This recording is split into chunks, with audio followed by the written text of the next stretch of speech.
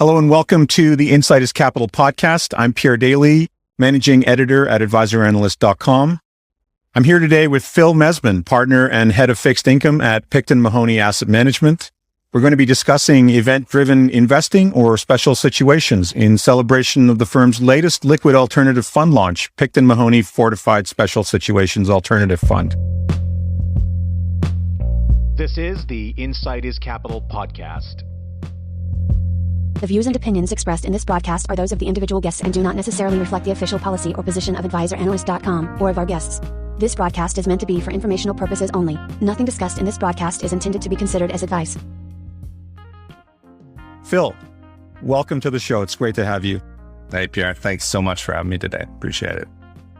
So, Phil, tell our listeners about Picton Mahoney Asset Management a little bit and the evolution of your alternative investment solutions and your role at the firm. Sure. Picton Mahoney is an alternative investment manager. We were founded in 2004, employee owned. And at our firm, our mission is to help investors achieve their financial goals with greater certainty. And key to that is building and identifying solutions that are different and that can add value to investor portfolios, or what we would like to say is fortify investor portfolios. And fortifying investor portfolios is really all about identifying return objectives and combining that with, risk constraints and putting that all together and to maximize total return and minimize risk.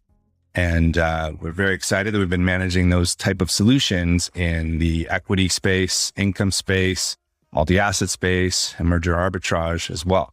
I joined Picton Mahoney in 2009 to build out the income business. And the income business, our flagship strategy, which we launched at that time, our objective was to provide a corporate bond-like return with less volatility than corporate bonds. And very pleased with our results over that 11 plus years.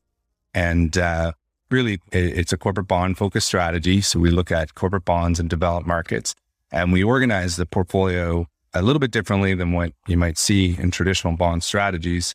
We have 3 segments, and then we overlay hedging.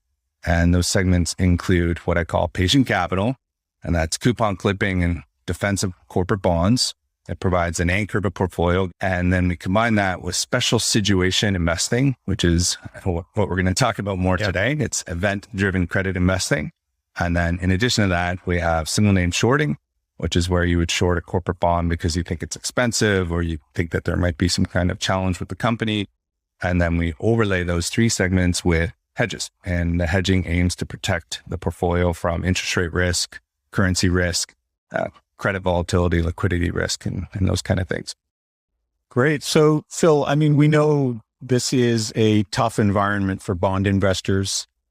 Can you comment on what you're seeing in the fixed income market right now?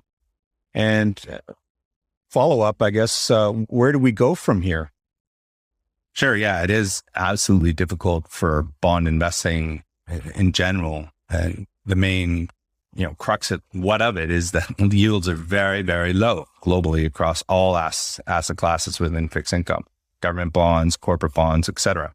And so it's difficult to get that income for investors. And they're used to getting, very consistent income and in fact, great returns from fixed income for the last decade. And kind of, stepping back, ask the question, okay, well, what is income investing and what are you aiming to get from it? The objective from income investing is to get income and then also to get the protection of bonds, to get that downside protection. And when you look at the low yields we have today, it's going to be very difficult for traditional bonds to deliver in this environment. And that's creating a strong business case for alternative income investing. And I would say that the one of the strongest business case I've seen in my career for alternative income investing is today, given these challenging income markets.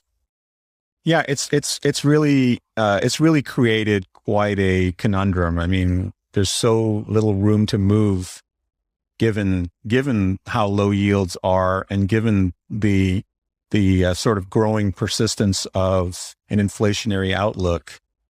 And so, Phil, as a bond person, if you were in an advisor's shoes, what would you do with your fixed income? Yeah, I'll address that first. I want to talk about that room to move in inflation. And when I look at the risks today, the main risk in fixed income in my mind today is margin of safety, or room to move, as you call it. Margin of safety means, is there enough yield cushion or credit spread yield, let's call it, to handle volatility. And that yield is so low, it doesn't matter whether the volatility comes from inflation or from, corporate spreads widening out. And so that is the challenge for sure. And on the inflationary front, I think reasonable minds can differ whether we will or won't have inflation, but it doesn't take much to hurt. In other words, yields don't have to go up very much for you to feel volatility in your bond portfolio, given how low yields are today. So with that, the question is, okay, what do you do about it? If I was an advisor, as a bond person, with all humility, if I was in advisor's shoes, what would I do?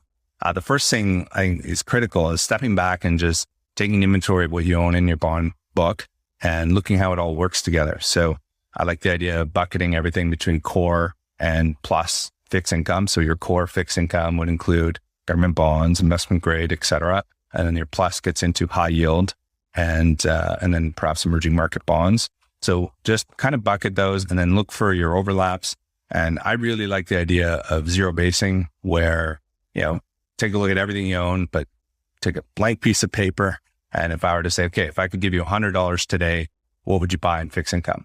And with that, take that. And when you have that answer, go from where you are and work your way back to that. And to me, finding a few strategies that do different things and work well together is really what you want to do. And I believe key today is process.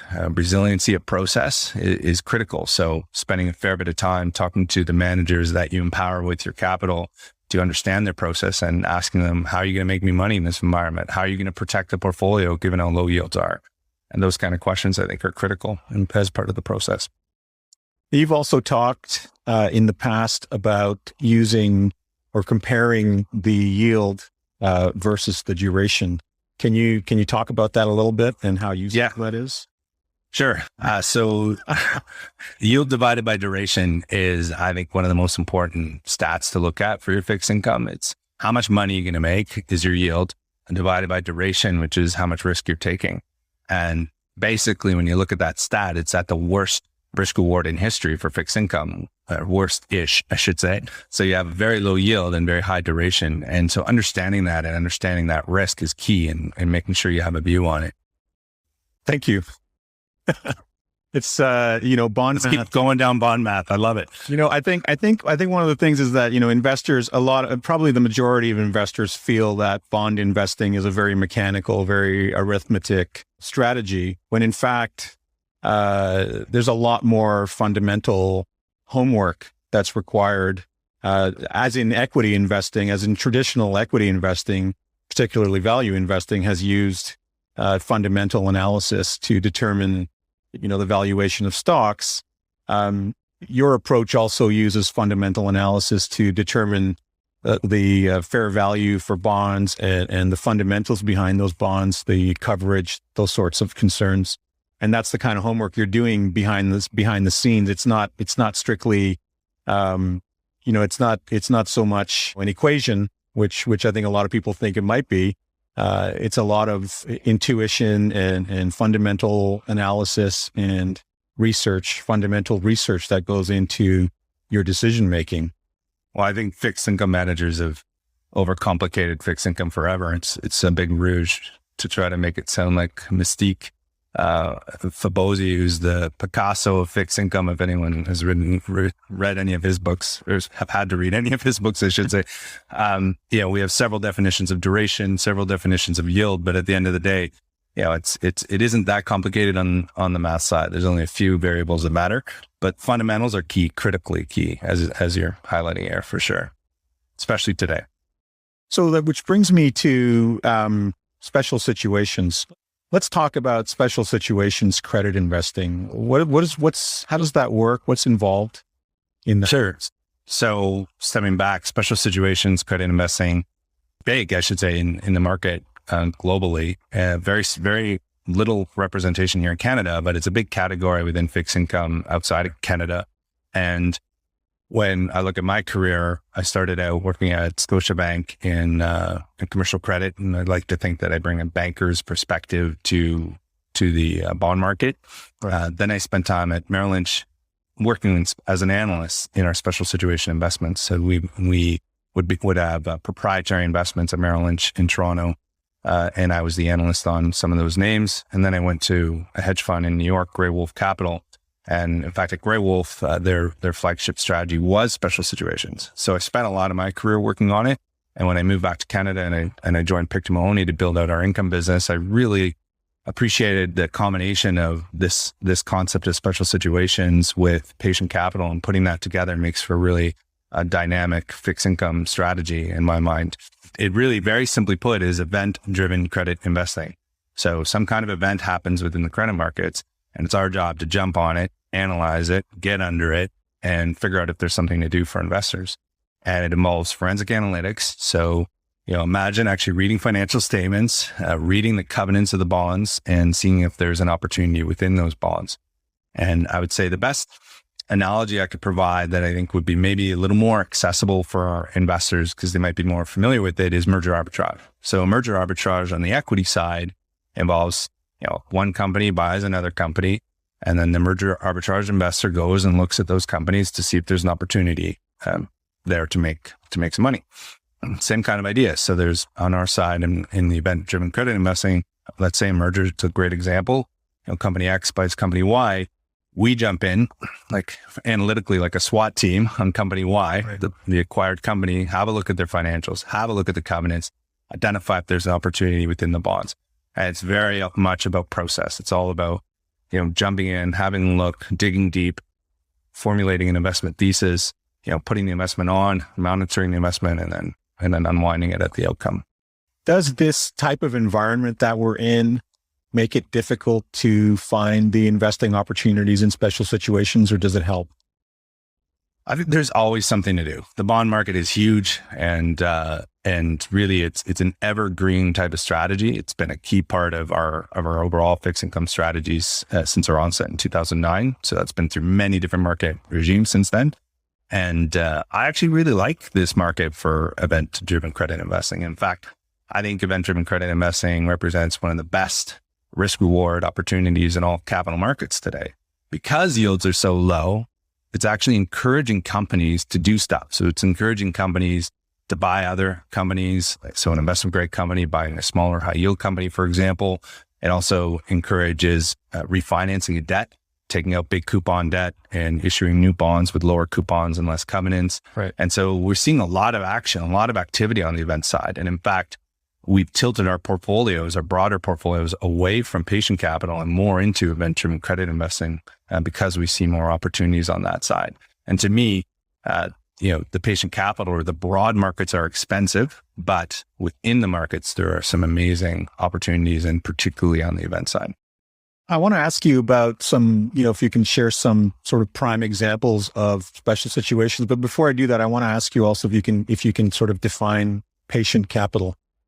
Sure. So again, the patient capital formulates, I would say, the anchor of our broader fixed income portfolios. And it really is just coupon clipping and corporate bonds. The intention is to get that steady income with low volatility, and it provides that key income within the book for fixed income.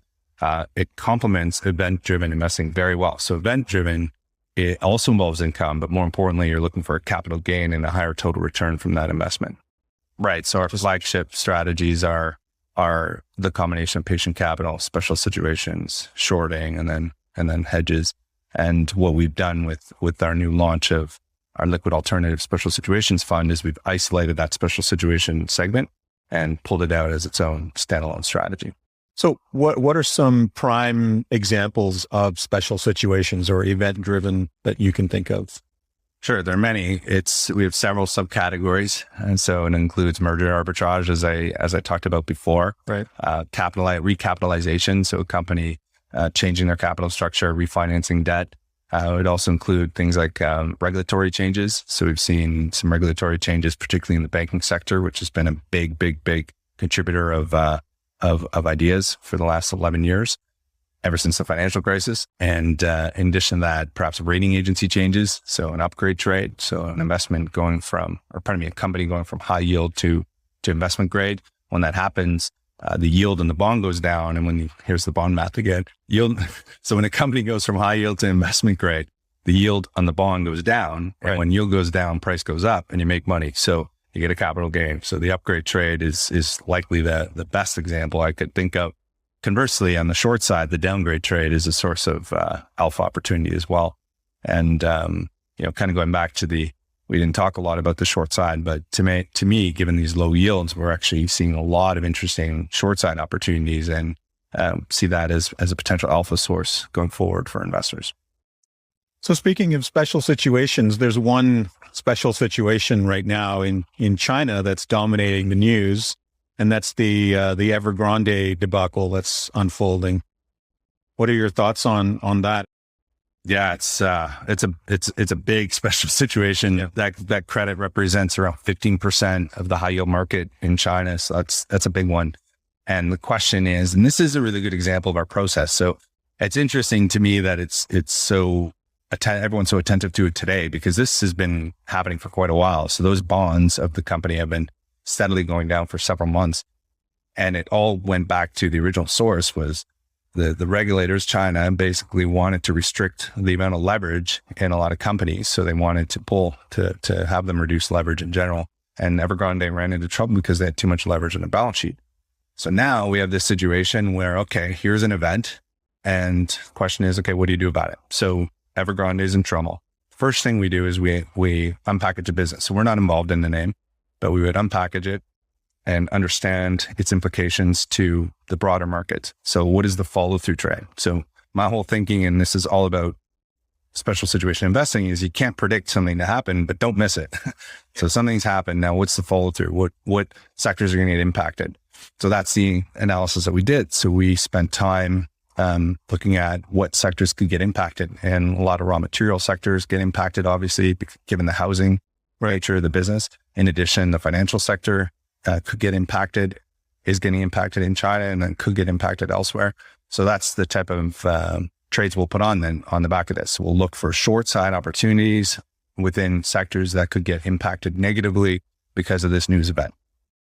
And then in addition to that, I think the broader markets have been somewhat complacent about the information and have been for a little while. And I think complacency is, part of that margin, lack of margin of safety risk.